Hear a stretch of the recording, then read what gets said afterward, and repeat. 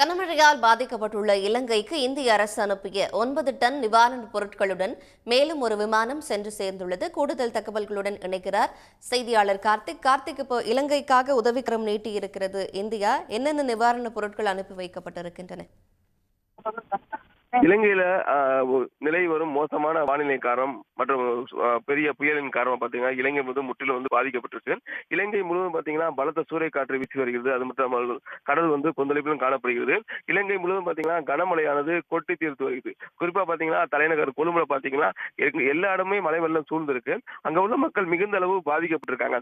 அது மட்டும் இல்லாமல் மட்டக்களப்பை, திருகோணமலை உள்ளிட்ட பல்வேறு பகுதிகளில் கனமழையானது கொட்டி தீர்த்து வருகிறது. நேற்று பாத்தீங்கன்னா இலங்கையில 36 சென்டிமீட்டர் மழை அளவு பதிவா இருக்கு. இன்று கனமழை பெய்யும் என அங்க உள்ள இலங்கை வானிலை ஆராய்ச்சி மையம் தெரிவிச்சிருக்காங்க. தொடர்ச்சியா பாத்தீங்கன்னா இலங்கை முழுவதும் பாத்தீங்கன்னா மிகப்பெரிய ஒரு பாதிப்பை சந்திச்சிருக்கு. இலங்கையில பாத்தீங்கன்னா அந்த மழை வெள்ளத்து பாதிப்புல 120 பேர் இறந்திருக்கதா சொல்லப்படுது. அதே போல 130க்கும் மேற்பட்டவர் காணாமல் போயிருக்காங்க. அது மட்டும் இல்லாமல் இலங்கையில இந்த மழை வெள்ள பாதிப்பின் காரணமாக 2 லட்சம் பேர் முகாம்ல தங்க வைக்கப்பட்டிருக்காங்க. இதற்காக இந்தியர் சார்பில் நிவாரணம் அறிவிச்சு வழங்கியிருக்காங்க.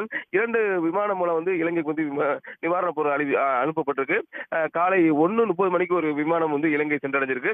தற்போது ஒரு விமானம் 9 டன் நிவாரணப் பொருட்களுடன் இலங்கை போயிருக்கு. அங்க இலங்கை மக்களுக்கு தேவையான அனைத்து உதவிகளையும் இந்திய அரசு தயாரிப்பதாக தெரிவிச்சிருக்காங்க. தற்பொழுது 9 டன் நிவாரணப் பொருட்களுடன் 80 பேரிட மீட்பு குழுவும் போயிருக்காங்க. இலங்கையில் உள்ள அந்த மக்களை மீட்டு அவங்களுக்கு தேவையான நிவாரணப் பொருளையும் வழங்குறதுக்கு திட்டமிட்டிருக்காங்க. உடனுக்குடன் செய்திகளை தெரிந்து கொள்ள சன் நியூஸ் பெல் ஐகானை கிளிக் பண்ணுங்க.